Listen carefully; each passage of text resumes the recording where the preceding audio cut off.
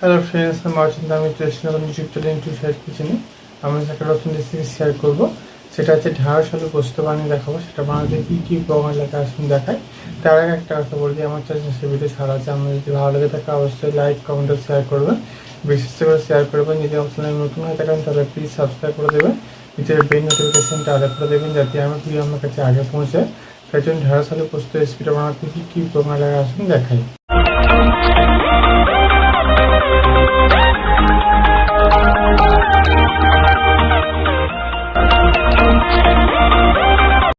ঢ্যাঁড়স আলুর তরকারি বানিয়ে দেখাবো, ঢ্যাঁড়স আলু পোস্ত।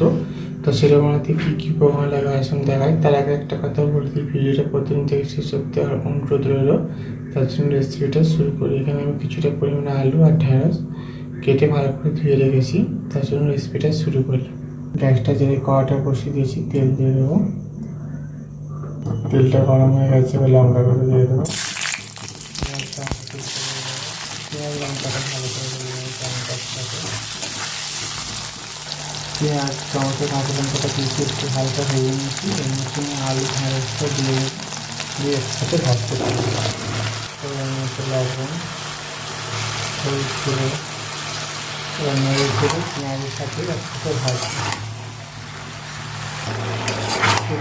ঢ্যাঁড়স আলুতে কতটা জল দিয়েছি, নাড়তে নাড়তে আমি শুকনো করে নেবো। আগে এর মধ্যে আমি মশলাগুলো দিয়ে দেবো। হলুদ গুঁড়ো অল্প একটু দেবো, অল্প একটু লঙ্কা দিয়ে সামান্য একটু অল্প দিয়ে দেবো। আর কিছু মশলা আমি দেবো না।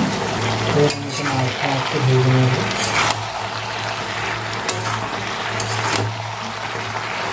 অল্পটা জল দিয়ে নাড়তে নাড়তে আমি ভেজে নেবো। দেখুন আমার ঢ্যাঁড়স আলু অনেকটা সিদ্ধ হয়ে গেছে এবং হালকা ভেজে নিয়েছি।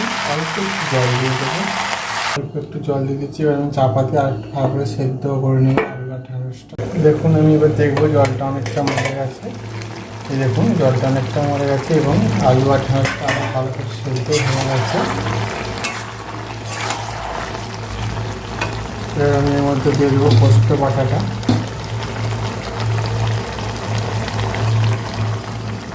পোস্ত বাটাটা দিয়ে দিয়েছি। পোস্ত বাটার সময় একটু জল দিলাম, জলটা কিন্তু আর একটুখানি মেরে নেবো। দেখুন ঢ্যাঁড়সগুলো এতটাই সেদ্ধ হয়ে গেছে, ঢ্যাঁড়সগুলো ভেঙে যাচ্ছে। আমি বেশি নাড়াচাড়া করবো না, জলটা শুধু হালকা মেরে নামিয়ে নেব। দেখুন জলটা মরে গেছে, ঢ্যাঁড়সগুলো ভালো সেদ্ধ হয়ে গেছে। এটা আমার হয়ে গেছে, রেসিপিটা নামিয়ে নেব।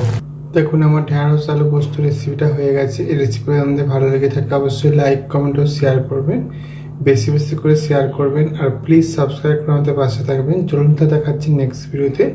এরকম নিত্য নতুন ভিডিও পাওয়ার জন্য আমাদের চ্যানেলটাকে অবশ্যই সাবস্ক্রাইব করে আমাদের পাশে থাকবেন। চলুন দেখাচ্ছি নেক্সট ভিডিওতে।